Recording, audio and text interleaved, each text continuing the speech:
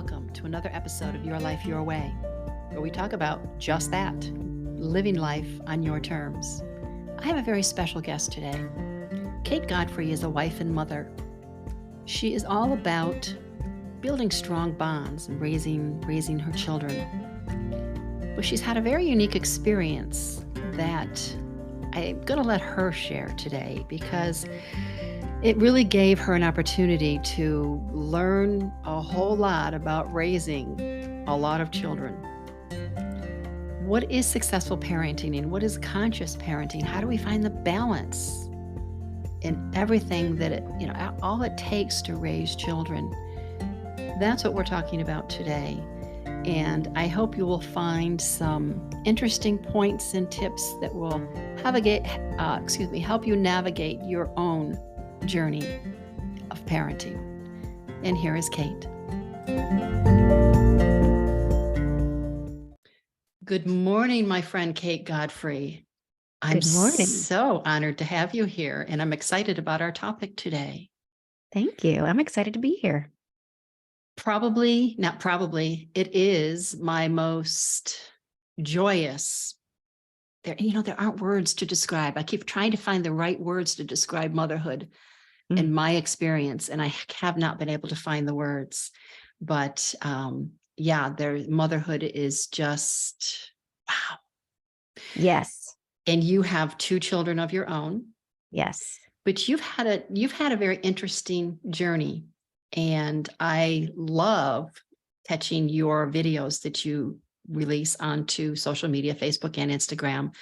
And I love the points you make because so many of them speak to my own heart, and not for two reasons, not just for that I believe in what you're doing, but for the times that I didn't follow those. It was a learning. My boys are going to be 29 in July. So I've been through all those years, and it's a reminder that yes, I could have done better. Yes, I did do better in many areas, but I now have a grandson, so I want to do even better. So I would love if you would share quite a few of your points. And I've made some notes because there are some of my favorite ones that you touched on. And of course, having you touch on your own favorites. Can you start with telling me a little bit about you as a mom and what your journey has been to give you a unique experience to caring for children? Yes, sure. So let's see, about 12 years ago, maybe a little longer, maybe it's been 13 now. My oldest daughter, who is now 14, she'll be 15 in July. She was about a year and a half old. And my youngest daughter, who just turned 13, was about 6 months. I was still nursing her. And my husband and I made the decision to go work at a boarding school. And we walked into that raising 12 high school girls, Wow. pretty much off the bat. Like for the first year, you move around and you assist other house parents until you get a home of your own set of kids. So we did that for 13 months, and then we got our own set of 12 high school girls from 9th grade to 11th grade. They come from all different backgrounds, different cultures, different family dynamics. So you can imagine all of that. And we had never obviously had a high school girl of our own. We did do middle school ministry before this, but we had essentially, a baby and a toddler. And then we were given 12 high school girls. And we did that for 7.5 years. And then we got a little burnt out by that, if you can imagine. And then we went to elementary division, moved around again for about 2 years, helping other elementary house parents before we got a home of our own for 2 years with about 6 to 8 elementary boys. So we flipped from high school girls to elementary boys. And that is certainly quite a change, the difference between girls and boys in general, as well as independent high school girls that have, behaviors and, Hormones. Hormones. Thank you. All the things that everyone knows a high school girl has versus, elementary boys who just want to play and fight about really dumb things like who took your toy and they said this about me and never want to shower. So all those things. And it was a flip too, because our girls grew up, they were getting older, obviously, as we had high school girls for 7.5 years. And then when we flipped to elementary division, our girls were the older ones. So they started that when they were 8 and 10. And then they were, kind of the mentors for the elementary boys. So that was an interesting dynamic switch as well. How do you find that that experience helped with your own raising of your two girls? Well, I think I'm definitely more prepared now for high school girls because now I have a 13-year-old and a 15, well, almost 15-year-old. So people are like, oh, you're going to enter the high school years. I'm like, I've been there, done that, prepared for it.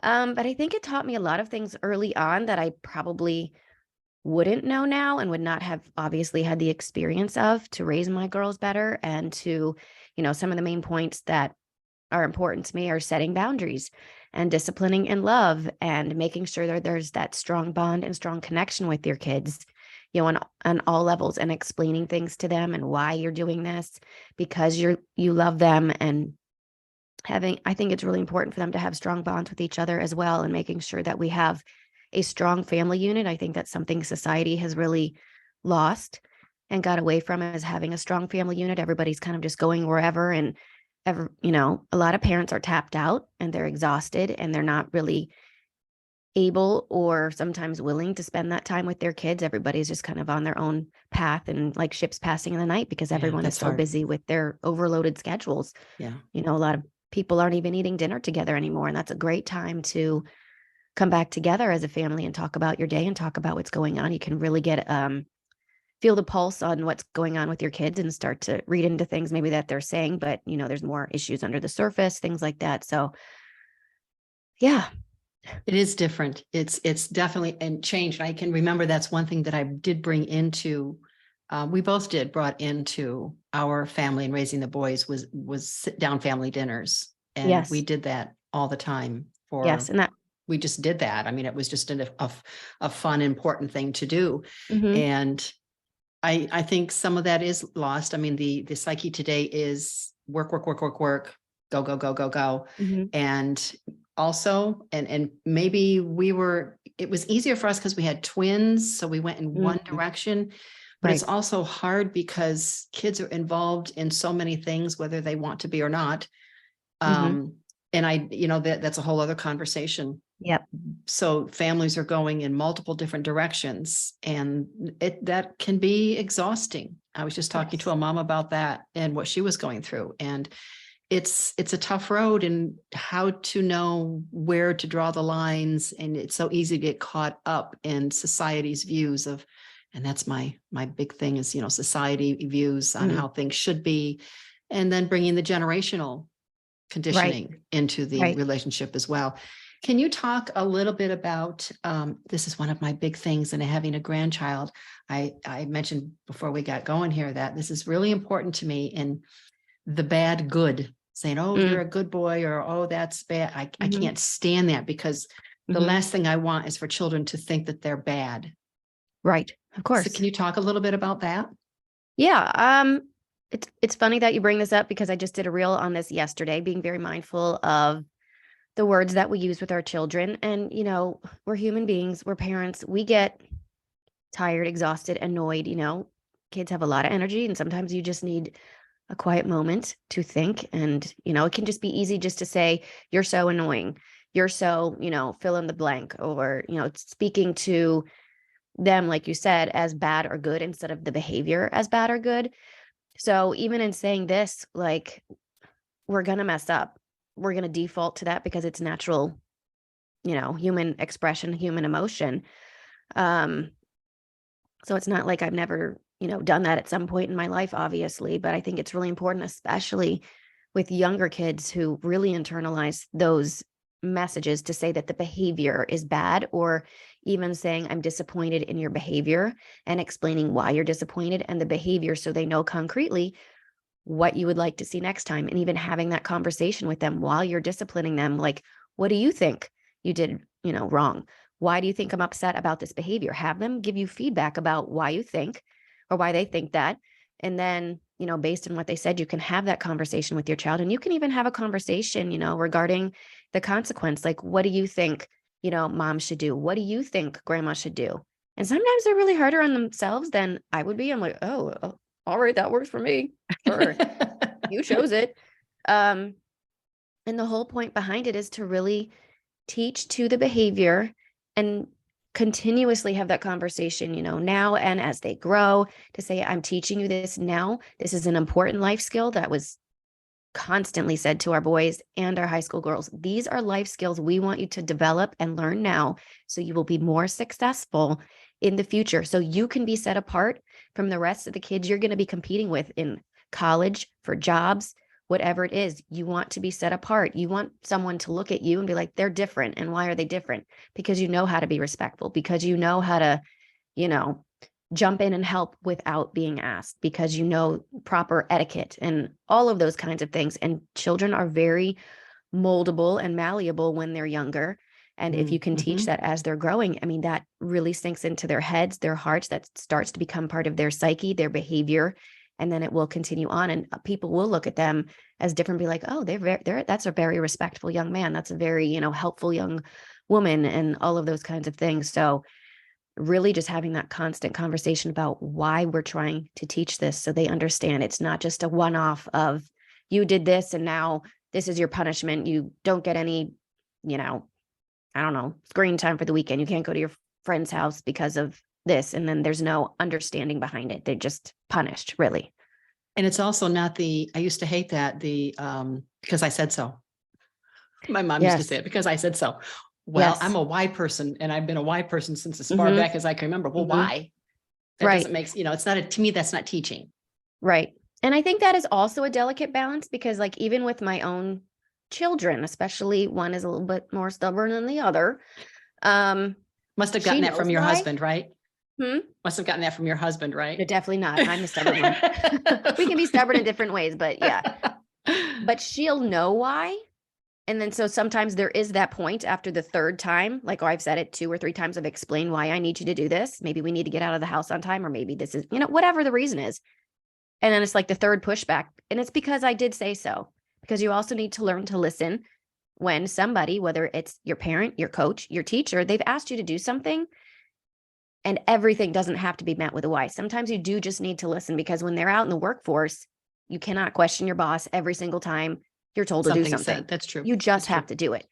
But initially, yes, explain it to them, because sometimes that why can be, I think, a tool for manipulation for kids, because they just are going to have you explain and explain and explain. And then that puts off what you've asked them to do. And then you're getting tapped out, more frustrated, all of those things. So sometimes it is because I've asked you to, or because I said so, and you already know the answer why. So I just need you to go do it. Or your head explodes. Yes. I mean, we've all been there. We've all said because they said so. Yeah. Oh, yes. But there is, which rolls right into what you're talking about, is you also did, one of your videos was on expectations and setting boundaries. And I think that rolls right into what you've just said. Yes. And I think boundaries, they're so important, not only just for our kids, but for us as people. Yes. I mean, as adults, are we setting healthy boundaries in our relationships with other people, our friendships, or do we allow people to take advantage of us or ask too much of us, or whatever the case may be? So if you can teach your child healthy boundaries now, they will be able to really advocate for themselves and set healthy boundaries as they get older. And that's something we especially talked about with our high school girls when we would talk about boys and sex and all of those things. Healthy boundaries, good choices, all of the things. And we'd explain the reasons behind it and all of the why and all of that, because that is so important to set healthy boundaries, because people should not be able to just continuously take advantage of you, or you should not feel that you just continuously have to stay in maybe what is developed into a bad friendship, maybe a friendship you need to walk away from because the season of that friendship has changed, it's altered, and just really being able to do that. But setting boundaries, we should obviously all expect our kids to push back on them. That's what their job is, really, because they want to know how far they can go. And again, when we had our high school girls or elementary boys, we would say, we expect you to push back, but this is now the boundary line. And we set boundaries to keep you safe and to teach you things. There are some things that you still just don't know, and you don't know what you don't know. So it's our job as parents to keep you safe, to keep you in this part right now at this age. This is an age appropriate boundary for you, and you may not go beyond it. And then, again, if they go beyond it, you have the conversation, you discipline and love, you have the appropriate consequences for that. But kids do want to know why, and it is important to explain why this boundary is in place so they don't keep questioning or pushing, because when you don't explain why, they're going to keep doing it and doing it until you feel tapped out and things can kind of escalate from there. And taking that time, I have to say, and granted, we made mistakes that every parent does. Mm-hmm. And one of the things that I enjoyed most was taking the time to communicate and explain and have them try to understand the process, because we're not just teaching them, we're really teaching. I mean, it's guiding, and because they're going to need to do their own judgment later, as you said, skills for future life. And part of that is learning to communicate. And if you're practicing right there with your children and teaching them how to communicate, you're not only enhancing your own, of course, but you're really giving them a very, very important tool. Yes. Communication. Oh my gosh. So key. So key. I mean, again, as adults, do we communicate well with each other? It's just the root of all arguments, I think, is lack of communication. And it's one of the most important life skills. So even, I've done reels on teaching your kids to advocate for themselves appropriately. Going back to the high school girls, there would be decisions that we would make, or maybe consequences we would put in place that they didn't like. And then they would start having attitude and, high school girl stuff. And we would simply say, you know what, if you disagree, that's okay. And when you've calmed down, you can come to one of us, both of us, respectfully. I will be happy to sit down with you and talk about what you disagree with. I may, decide to change my mind at that time. We can have a conversation about it. Maybe I won't change my mind. But if you can come to me respectfully and you can come with some solutions in mind or argue your point respectfully and intelligently, I'm game. We can do that. And there were times that, of course, we would change our mind, and some of that, conversation that we had would alter how maybe we saw it from our perspective, because maybe we didn't have all the information because they didn't share it sooner, all of the things. But don't come at me disrespectfully as your parent, because I will automatically I won't listen. And we teach them the same thing. What if someone came to you in anger, being disrespectful, being extremely rude? You're not going to listen to that person. You're going to shut them down as soon as they, get to you. But if your kids can come and say, hey, I actually think that maybe you could lessen this, or I don't agree with it because, sure, let's have that conversation. They should learn how to advocate for themselves, because again, I think parents forget, we all know that a day seems to be forever, but the years are going so quickly.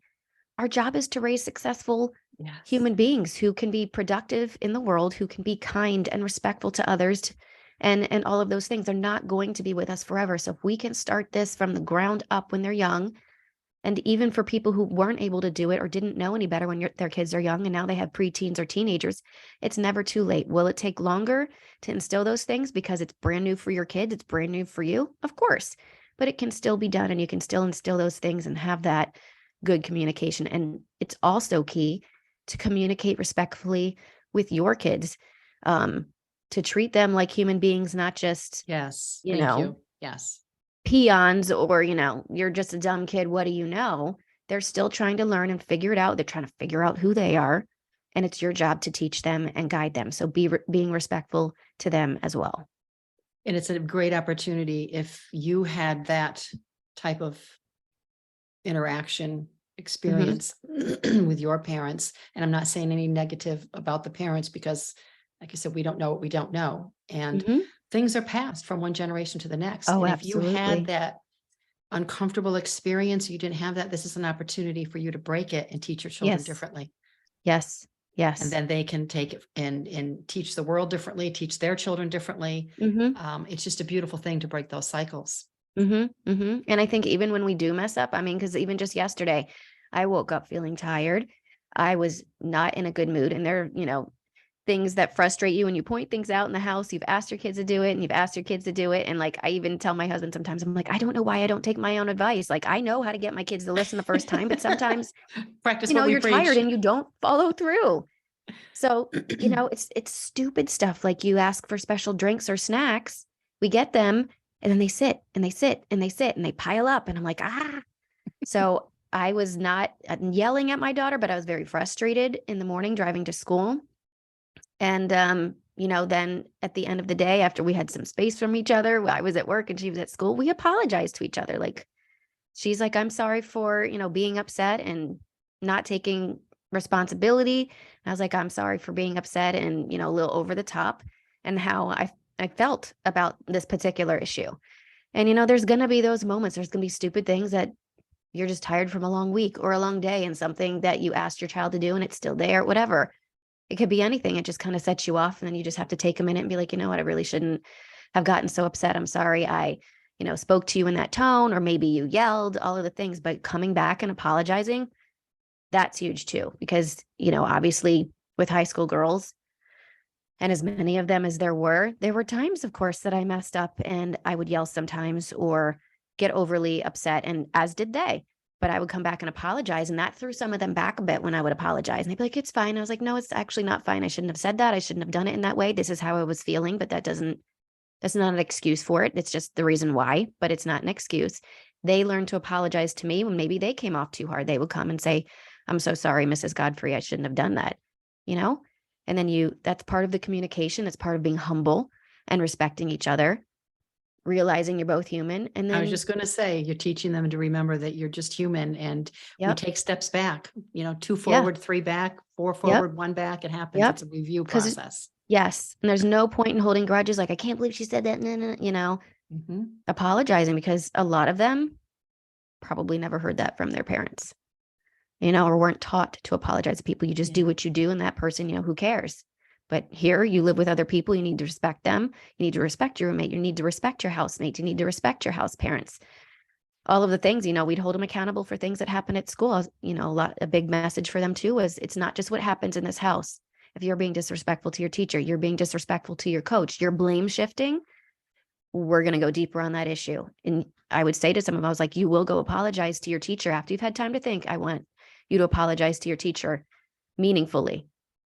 There's no point in apologizing when you're still upset, but they would understand it. And I would say, did you apologize? And email the teachers, and they'd say, yes, they did. So it's important to respect other people because they're human beings, because And it's everything's also not teaching them about you. to respect themselves as well. Absolutely. You Comes should full expect circle. respect from other people. That's part of the boundary setting. And you should respect other people just because they're human beings. And I also love I love you, I'm proud of you. And when someone taught, I don't know where I got it from. I think it was, I don't know, it could have been a book, it could have been something I was watching, but this person said, smile every time they walk in the room. Mm-hmm. And that has stuck with me, even at almost 29 years old. That still Mm-hmm. sticks with me when they walk in the room. And it's always been complete joy. I mean, as I'm sitting here, I have their pictures over here on my wall. Oh, It's just sheer joy. And even though that we do have to discipline and set boundaries and have consequences that we follow through is so important.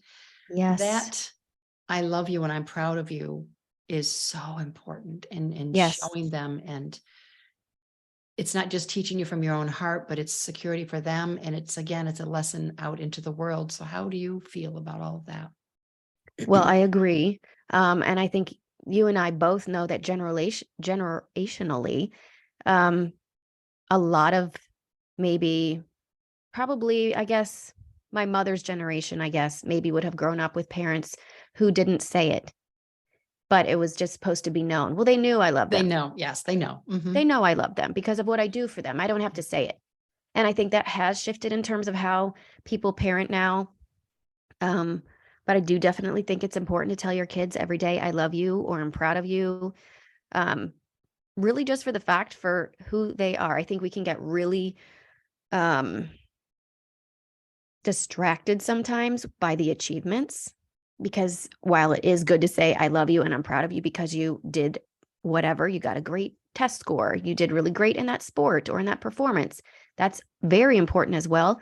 But we don't want to send the message that I'm only proud of your achievements. Exactly. We Agreed. don't want to send the message that they need to feel that they need to perform for us or do something to earn our love, to earn our affection, to earn our approval. And this is something I said yesterday and the reel I did yesterday. Because it can be easy to get into that when there's just so much going on and they feel like it's achievement or performance based. But just the fact that you're my child and you exist on this planet, I love you. And I'm proud of you.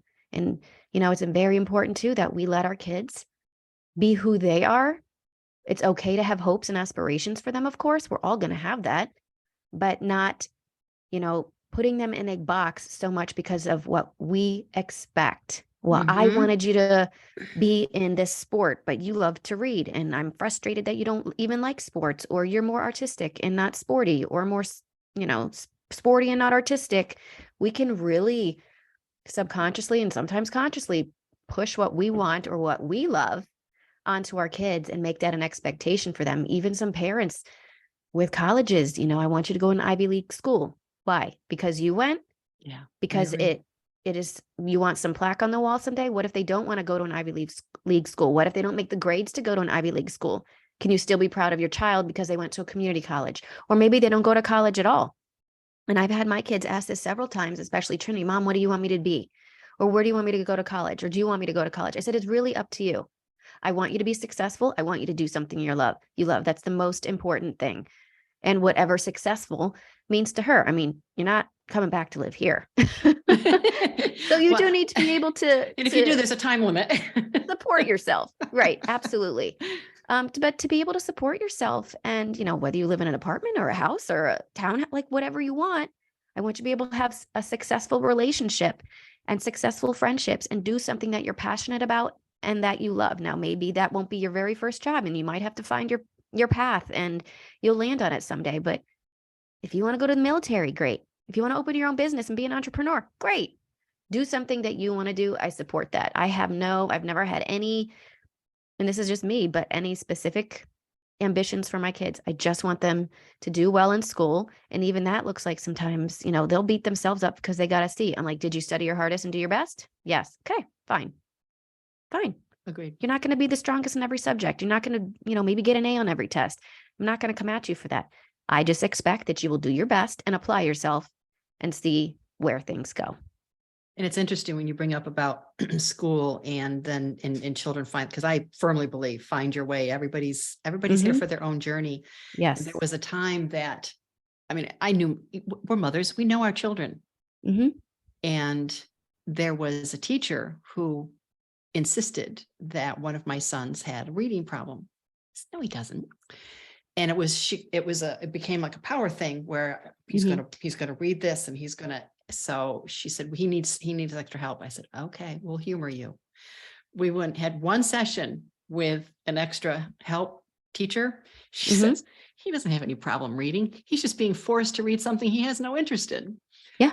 And of course, there's a balance of teaching to learn different things and have an open mind, but there's so much of that comes in different areas of the world that try to have children conform.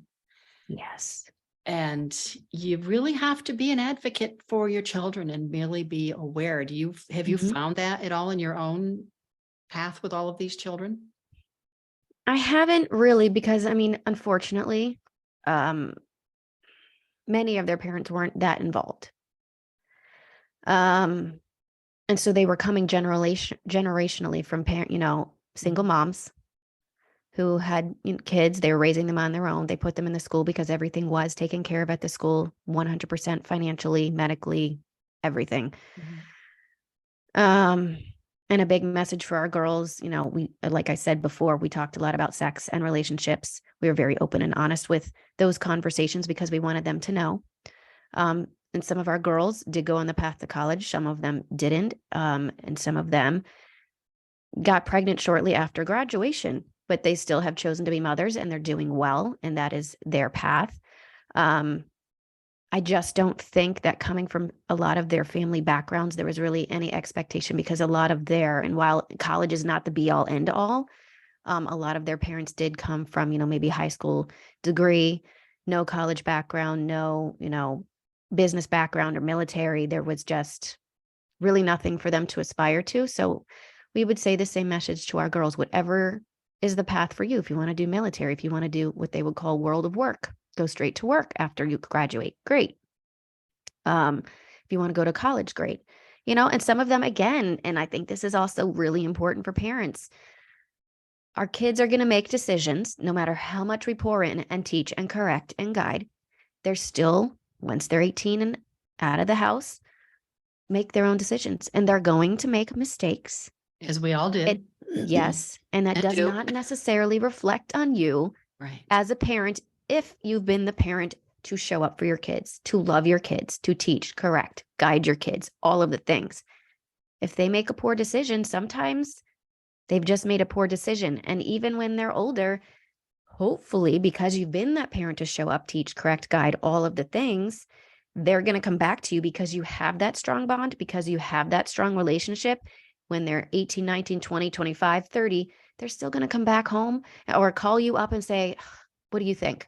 What's your opinion on this? Should I take this job or that job? Or I really screwed up? Or mom, I'm pregnant and he left. What should I do? And not be disappointed with your kids or push away your kids and all of that. It's still important to show up for them, even when they're adults and on their own, and say, I'm still here for Absolutely. you. I still love you. Do I think that was a great decision? No. Do I think you could have made a better one? Yes. Still have those conversations, but guess what? I still love you the same. I'll be here for you to help you figure it out. Don't do it for them. Do not enable your kids. That's a big one I haven't touched on. That's a big one. Do Yes. not enable your children. Yes. Let them figure it out. Let them know you are always a support system. You've got their back. And, they can come over for dinner, for a hug, for a cry, you want that relationship, but they are still forging their own path and you need to let them do it. Yeah, I have to physically put my finger over my lips at times to keep my mouth shut. I'm allowed, we came to an agreement years back that I get to have 8 seconds at a time to mother, and then I have to stop. But because we live so far away, I made the rule that I can accumulate those 8 seconds. Yes.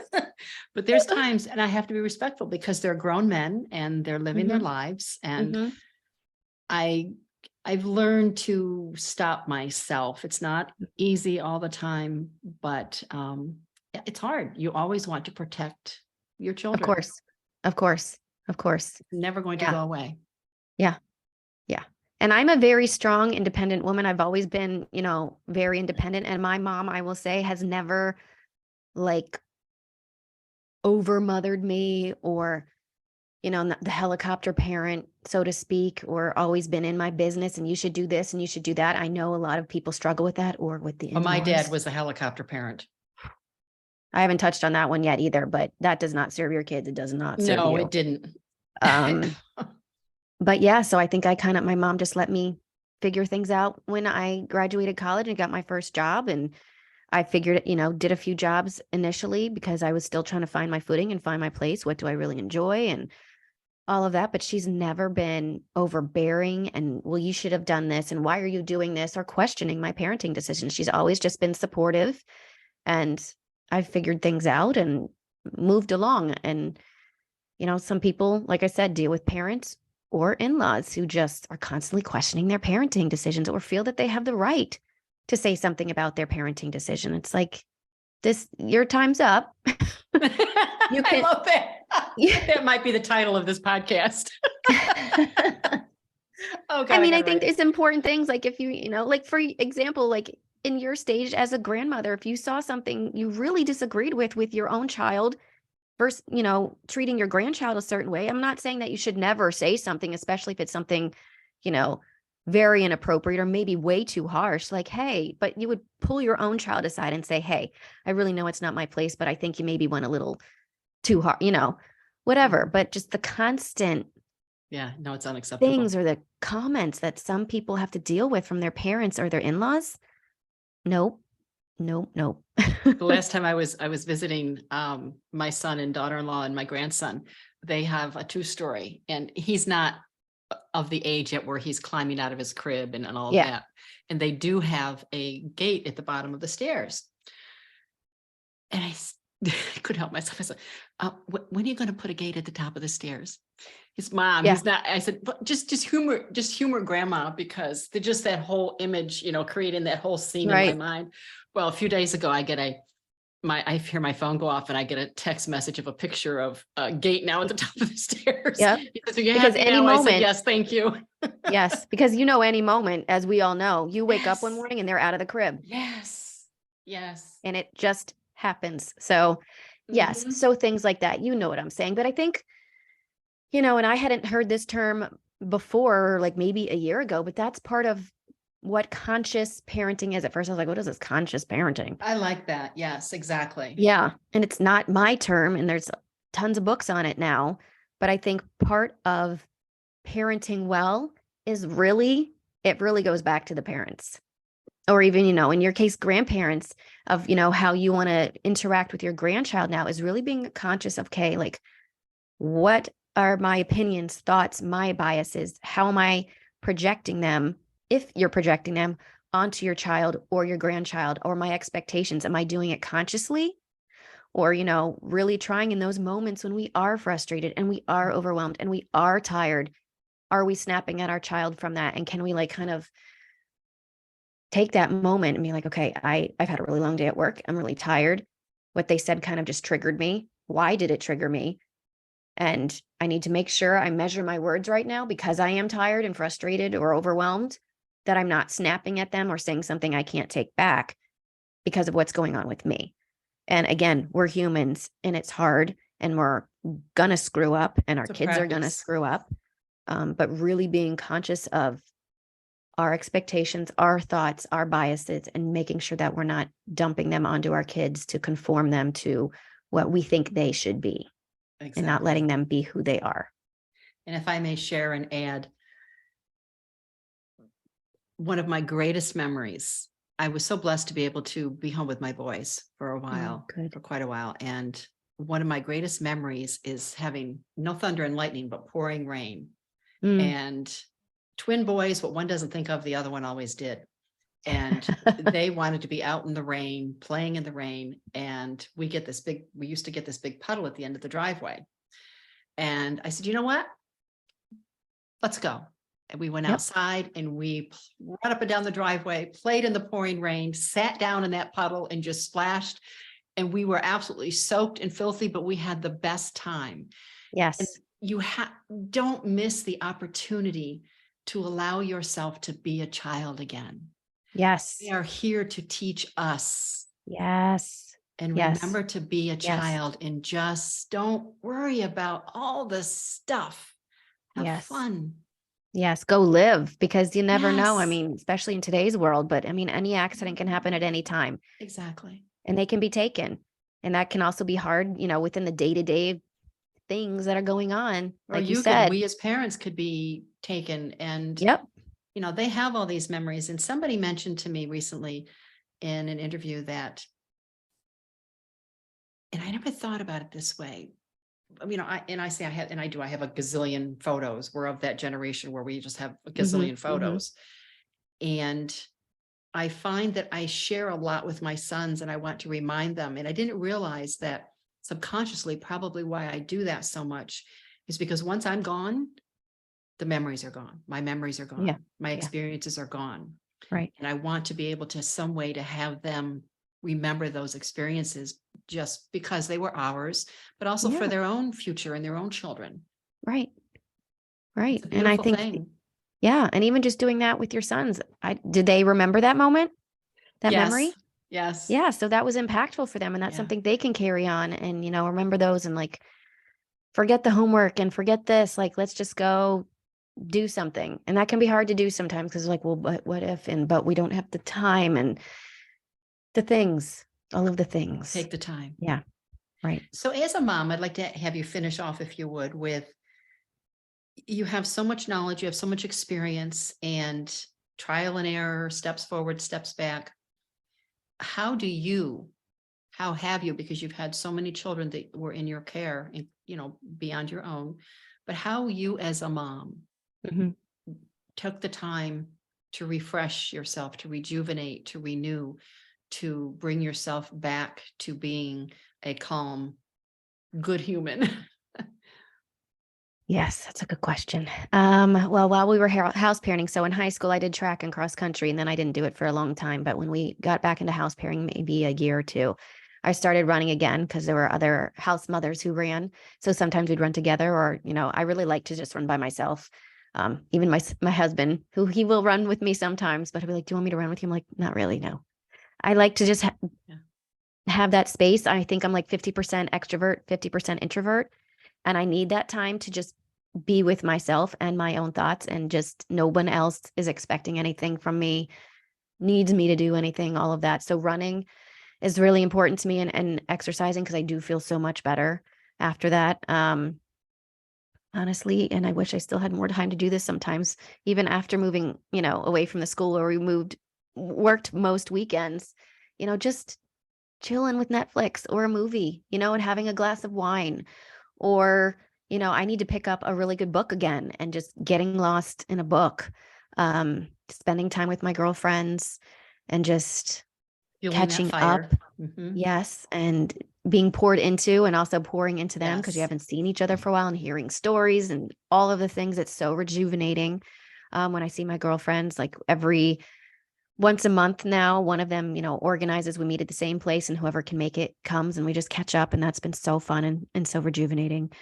Um, and also, I think just making sure I have time with my husband to connect with him, because things can get a little nuts. And we've never really had opportunities to do date nights because of house parenting. And now we're still really busy, but it is nice that our girls are older now, that we can just be like, okay, we're going out, and we're Nice. going to go with friends.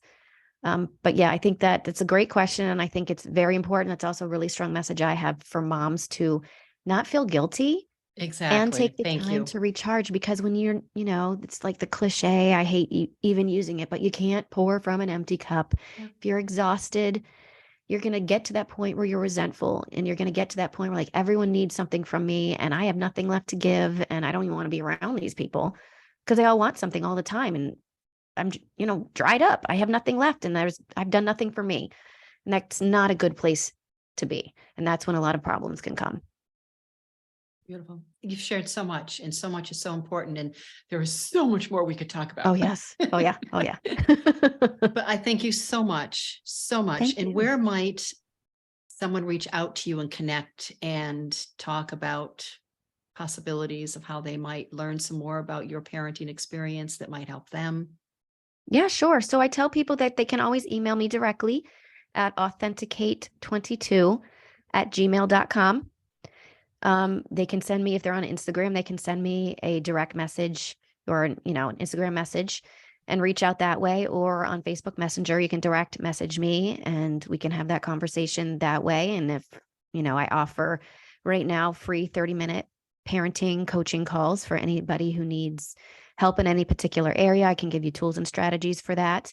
And then for anyone who feels that they're struggling more or wants to go deeper, um, I am offering 1 hour. It's like a 12 session package. So it'll be 1 hour a week for 12 weeks to really dive into some deeper issues that you feel you may want help with, support with, struggling through, that you want some feedback on, and some tools and strategies to, shore up your parenting and understand things better and have a better relationship and connection with your kids.